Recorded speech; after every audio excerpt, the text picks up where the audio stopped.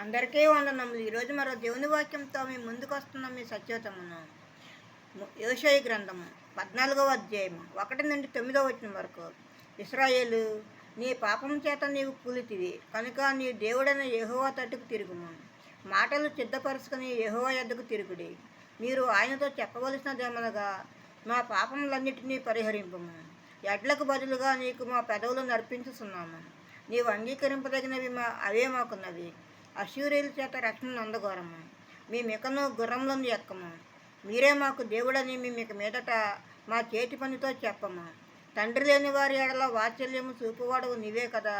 వారు విశ్వాసఘాతకులు కాకుండా నేను వారిని గుణపరుచుదును. వారి మీదనున్న నా కోపము చల్లారిను. మనస్ఫూర్తిగా వారిని స్నేహితును. చెట్టునకు మంచు ఉన్నట్లు నేను అతని కుందును. తామర పుష్పము పెరిగినట్లు అతడు అభివృద్ధి నొందును. లెబానోను పర్వతము దాని వేలు తన్నునట్లు వారు తమ వేలు తన్నుదురు. అతని కొమ్మలు విశాలముగా పెరుగును. ఒలీవ చెట్టునకు కలిగినంత సౌందర్యం అతనికి కలుగును. లెబానోనుకున్నంత సువాసన అతనికి ఉండును. అతని నీడయందు నివసించేవారు మరలి వత్తురు. ధాన్యము వలె వారు తిరిగి మొలుతురు. ద్రాక్ష చెట్టు వలె వారు వికసింతురు. లెబానోను ద్రాక్షారసం వాసన వలె వారు పరిమళింతురు.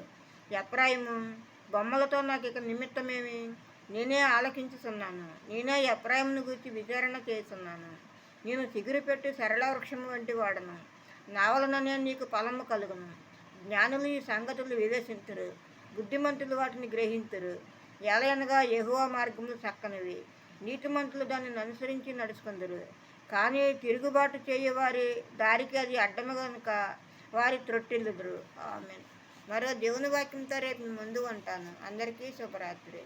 మన ప్రభువును ప్రియరక్షకుడైన యేసుక్రీస్తు కృప, కాపుదల, రక్షణ, ఆశీర్వాదము మన అందరికీ ఇప్పుడు ఎప్పుడు సదాకాలము తోడై ఉన్నది గాక. ఆమేన్, ఆమేన్, ఆమేన్.